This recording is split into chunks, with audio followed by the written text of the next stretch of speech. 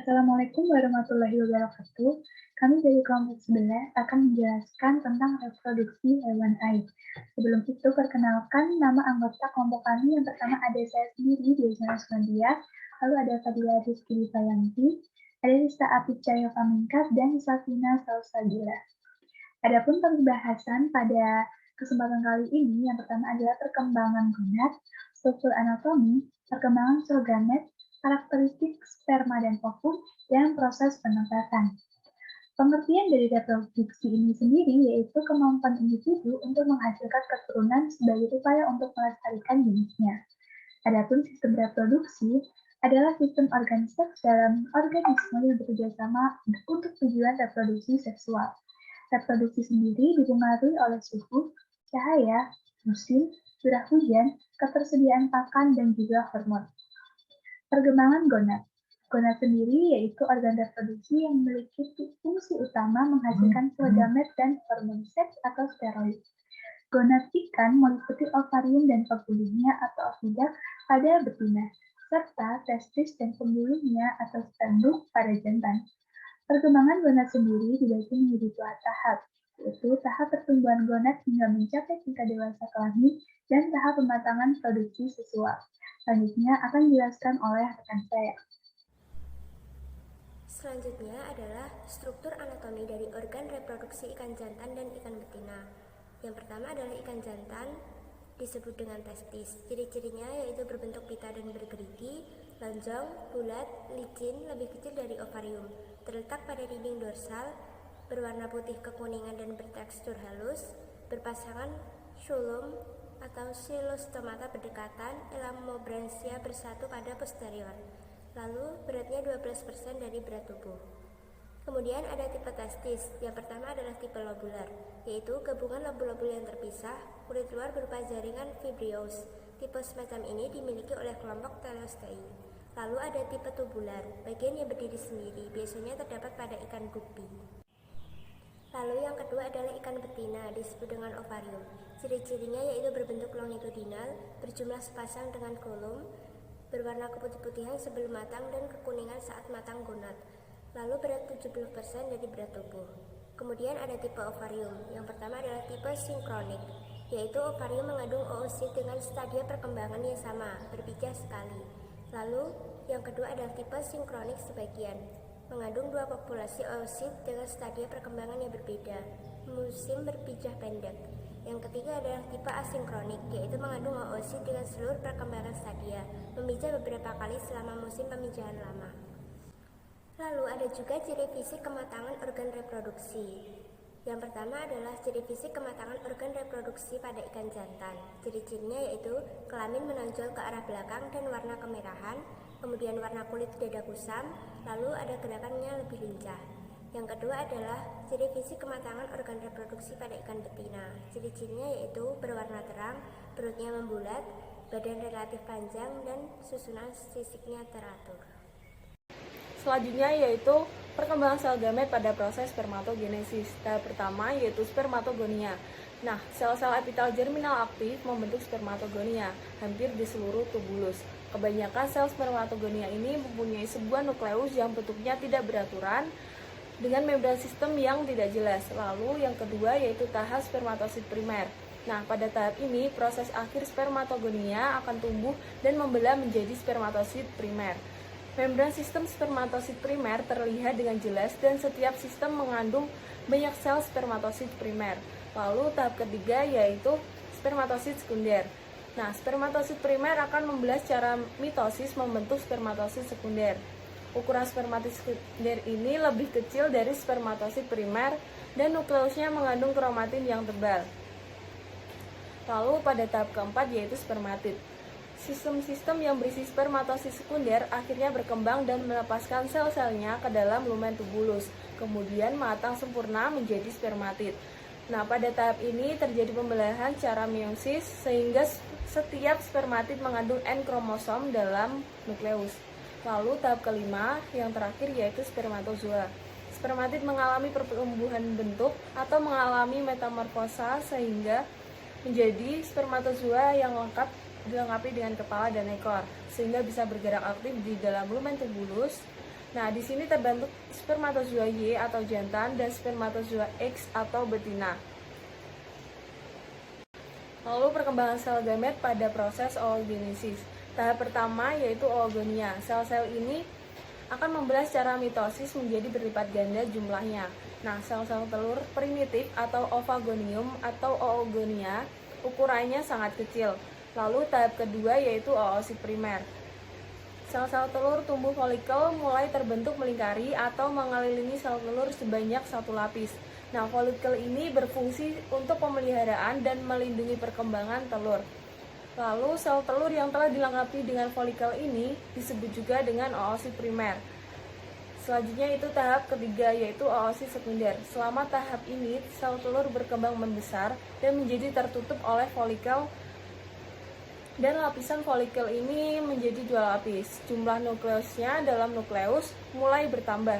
Pada tahap ketiga, ini terjadi pembelahan meiosis menjadi 2N dalam nukleus dan pembentukan polar body 1 dalam sitoplasma. Lalu, tahap keempat yaitu vitelogenesis 1. Nah, produksi dan akumulasi kuning telur atau yolk disebut sebagai vitelogenesis. Selanjutnya, telur berkembang dan partikel kuning telur ini mengandung lipoprotein yang mulai terbentuk dalam sitoplasma. Lalu tahap kelima yaitu vitelogenesis 2. Tahap 5 ini merupakan fase vitelogenesis yang kedua. Partikel kuning telur berpindah ke pinggiran dan menyebar di antara vakuola. Lalu tahap ke-6 yaitu vitelogenesis 3. Tahap ini merupakan tahap yang mendorong lipoid drop ke arah pinggiran sel di mana dua lingkaran mulai terbentuk. Nah, vakuola berjejer di pinggiran sel telur. Vakuola dan partikel kuning telur ini mulai terbentuk menempati seluruh sitoplasma. Lalu nukleus masih berada di tengah-tengah sel telurnya. Lalu tahap yang terakhir yaitu tahap ke-7 atau ovum. Pada tahap 7 ini merupakan akhir dari proses vitelogenesis. Nukleus mulai berpindah menjauhi membran nukleus ke pusat nukleus. Nukleus ini bergerak menuju mikrofil dan mulai terbentuk dan berkembang. Nah, pada tahap ke-7 ini membran nukleus tidak nampak lagi. Namun pada tahap ini terjadi pembelahan meiosis kedua yang membentuk polar body kedua. Sebagian besar protozoa berkembang biak secara aseksual dan ada juga yang secara seksual. Nah, secara seksual yaitu yang pertama ada pembelahan mitosis atau biner. Diawali dengan pembelahan inti dan diikuti pembelahan sitoplasma, kemudian menghasilkan dua sel baru. Nah, pembelahan biner terjadi pada amoeba, lalu paramecium, euglena. Lalu yang kedua yaitu spora. Membentuk spora melalui proses sporulasi di dalam tubuh nyamuk Anopheles. Nah, spora yang dihasilkan ini disebut sporozoid. Lalu perkembangbiakan secara seksualnya yaitu yang pertama ada konjugasi. Nah, peleburan inti sel pada organisme yang belum jelas alat kelaminnya. Paramecium mikronukleus yang sudah dipertukarkan akan melebur dengan makronukleus. Proses ini disebut singami. Lalu yang kedua yaitu peleburan gamet sporozoa, yaitu telah dapat menghasilkan gamet jantan dan gamet betina. Peleburan gamet ini berlangsung di dalam tubuh nyamuk. Selanjutnya yaitu Stenopora. Hampir semua spesies Stenopora adalah hermafrodit atau memiliki alat kelamin ganda. Nah, reproduksi Stenopora dilakukan secara generatif, meskipun ada beberapa spesies yang melakukan reproduksi dengan cara vegetatif, dengan cara fragmentasi. Lalu, alat reproduksi Stenopora ini terletak di bawah silia. Nah, sel ovum dan sperma dilepaskan melalui pori-pori yang ada di epidermis. Sebagian besar spesies Stenopora ini melakukan pembuahan secara eksternal atau di luar tubuh Stenopora, meskipun ada beberapa spesies yang melakukannya secara internal.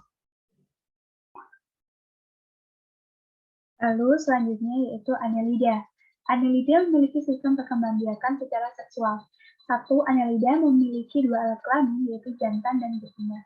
Tetapi reproduksi secara aseksual tetap membutuhkan dua individu yang akan mengatur dirinya sedemikian rupa, sehingga dapat menukarkan sperma. Lalu, dari hasil sperma tersebut akan dilepas dari kepala cacing dan tinggal dan berkembang dalam tanah.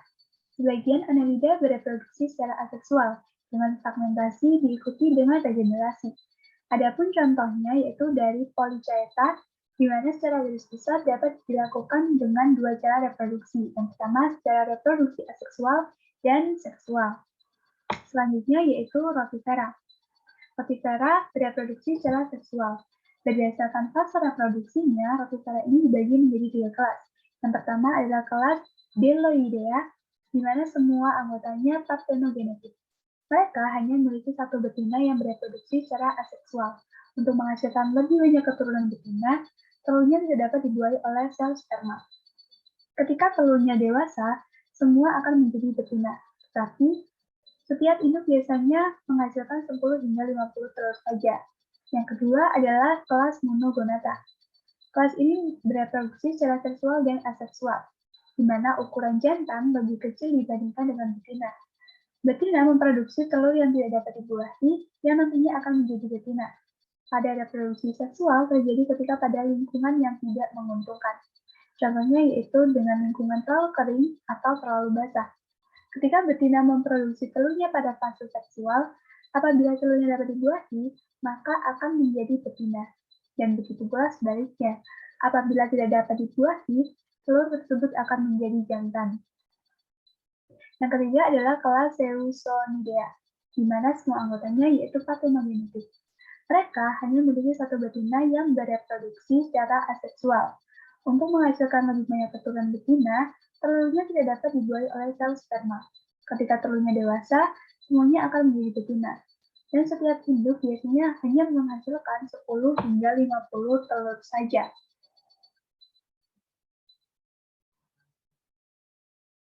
Lalu selanjutnya yaitu dari crustacea. Yang pertama adalah Anostraca. Sistem reproduksi pada Anostraca termasuk biseksual. Mereka bertelur. Pada jantan, kedua antena telah termodifikasi menjadi organ yang digunakan untuk menahan betina selama kopulasi. Selain itu, Anostracan jantan memiliki 2 penis. Daur hidupnya melalui 3 fase. Yang pertama, fase kista atau telur, yang merupakan suatu kondisi istirahat pada hewan crustacea tingkat rendah seperti Artemia. Yang kedua, fase nauplius, yang merupakan fase di mana embrio Anostraca masih terbungkus selaput penetasan. Dan yang terakhir adalah fase dewasa, di mana pada fase ini larva mulai dapat berenang bebas di perairan. Yang kedua adalah Copepoda. Copepoda betina memiliki sebuah atau sepasang ovari dan sepasang semina receptacle. Copepoda yang jantan yang hidup bebas biasanya memiliki sebuah testes dan membentuk spermatofora. Pada waktu kopulasi, Copepoda jantan memegang yang betina dengan antena pertama atau kaki renang keempat atau kelima yang berbentuk capit dan melekatkan spermatofora pada betina pada pembuahan semina receptacle. Sekali kopulasi dapat digunakan untuk membuahi 7-13 kelompok telur. Tiap kantung telur berisi antara 5-50 butir. Yang ketiga adalah Cirripeda atau keripik, yang merupakan hewan hermafrodit, yaitu memiliki 2 kelamin, yaitu jantan dan betina, dalam satu tubuhnya. Tetapi mereka tidak membuahinya sendiri.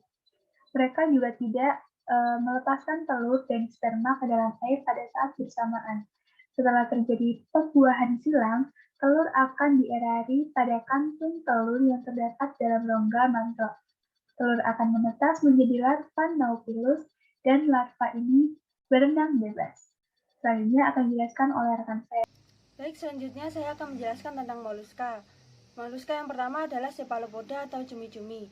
Cumi-cumi hanya dapat berkembang biak secara kawin. Cumi-cumi betina menghasilkan telur yang akan dibuahi di dalam rongga mantel. Kemudian telur yang sudah dibuahi dibungkus dengan kapsul dari bahan gelatin. Selanjutnya ada gastropoda atau siput.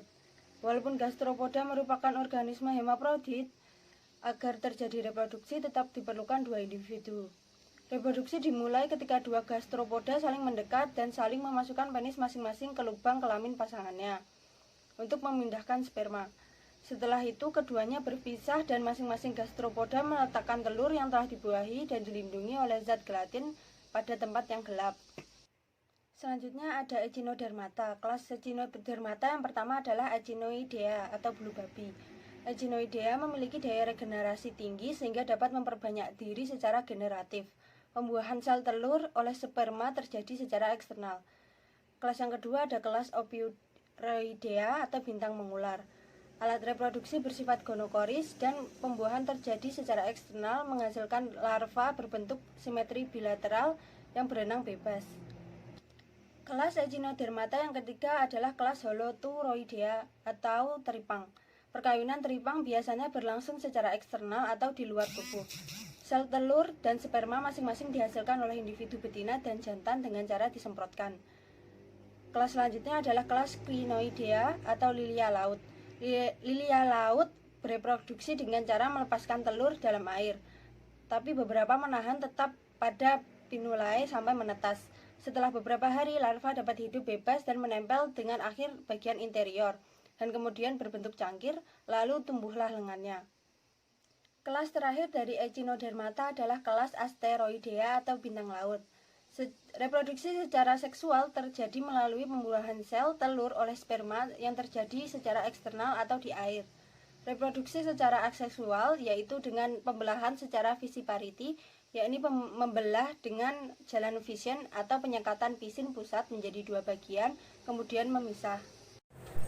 Berikutnya adalah nematoda. Nematoda bereproduksi secara seksual, umumnya diesis atau gonokoris, yaitu organ kelamin jantan dan betina yang terdapat di individu berbeda. Fertilisasi terjadi secara internal di dalam tubuh cacing betina. Telur yang sudah dibuahi memiliki cangkang yang tebal dan keras. Di permukaan cangkang mempunyai pola yang spesifik digunakan untuk proses identifikasi jenis cacing yang menginfeksi manusia melalui pengamatan kulit cacing pada tinja. Secara umum, pembagian filum nematoda dibagi menjadi dua kelas, yaitu Adenophorea atau pembawa kelenjar dan Sesernanthera atau sekretor. Berikutnya adalah Cnidaria. Cnidaria berkembang biak secara aseksual dan seksual.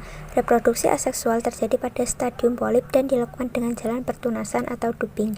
Pembelahan atau pencapikan telapak kaki. Reproduksi aseksual dimungkinkan terjadi karena kebanyakan Cnidaria mempunyai daya generasi yang besar. Tentakel yang putus akan diganti dengan yang baru.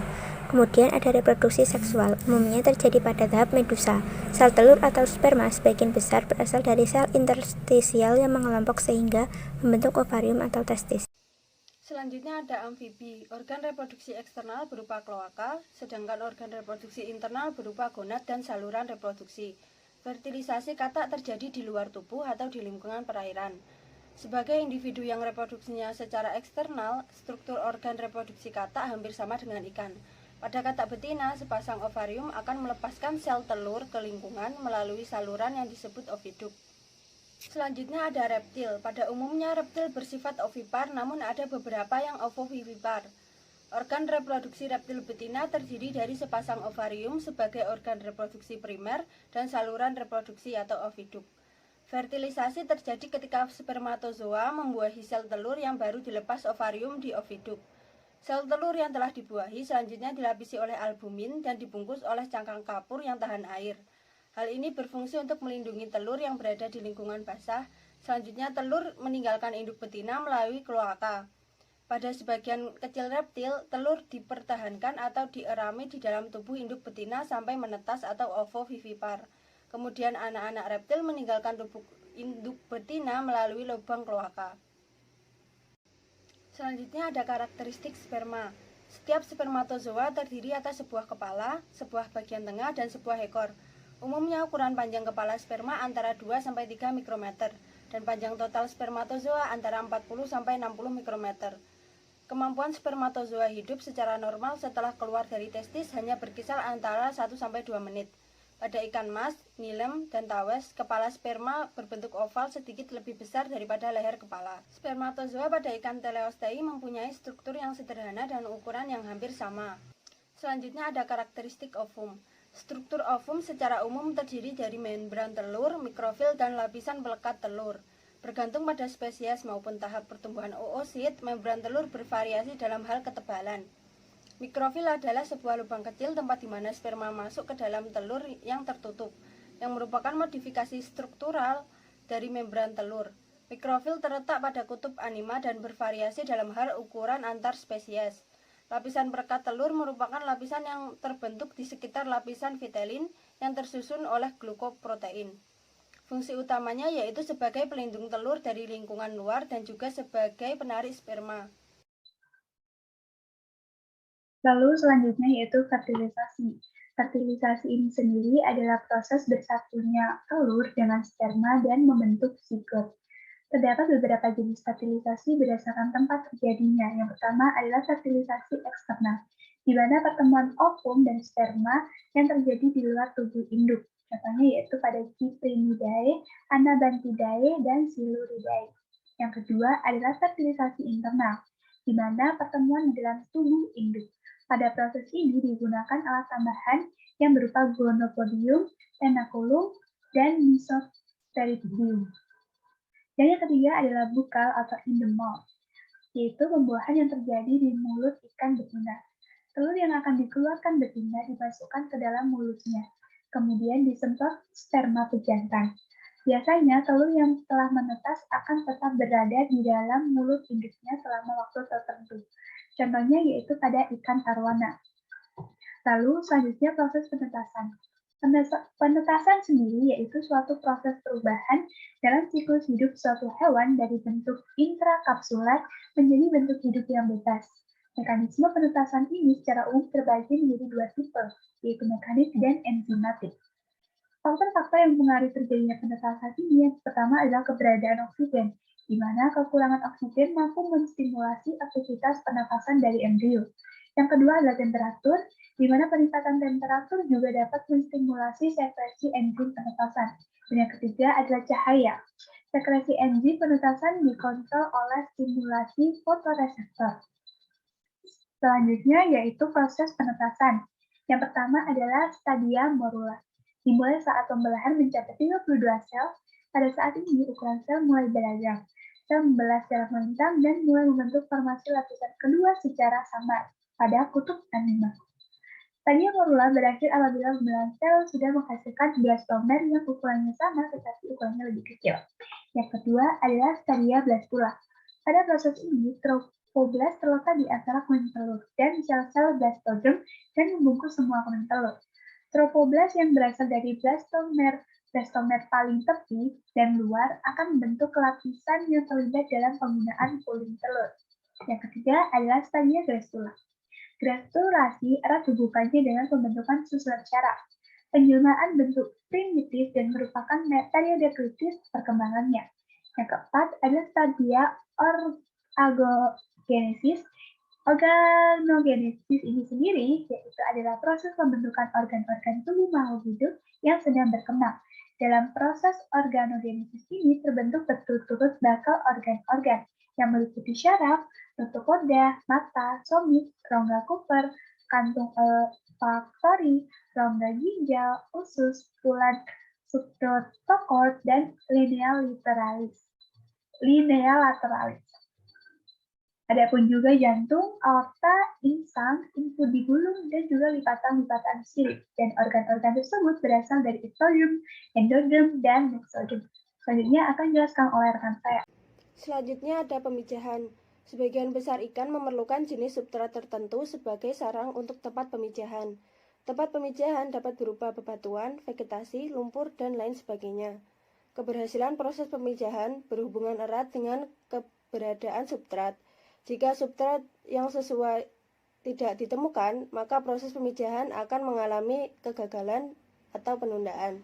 Beberapa faktor yang mempengaruhi pemijahan yaitu pertama ada fotoperiod, 2 suhu, 3 substrat pemijahan, 4 ketersediaan makanan, yang terakhir adalah salinitas. Yang terakhir ada tempat pemijahan dan peletakan telur. Yang pertama adalah fitopil, yaitu memijah pada tanaman, biasanya dilakukan oleh ikan mas. Selanjutnya ada litofil, yaitu memijah pada dasar perairan berbatu, biasanya dilakukan oleh ikan salmon. Selanjutnya ada semofil, yaitu memijah di pasir, biasanya dilakukan oleh ikan nila. Yang terakhir ada pelagofil, yaitu memijah di perairan terbuka, biasanya dilakukan oleh ikan lemur, layang, dan tuna. Demikian presentasi dari kelompok kami. Apabila ada salah kata atau perbuatan, kami mohon maaf yang sebesar-besarnya.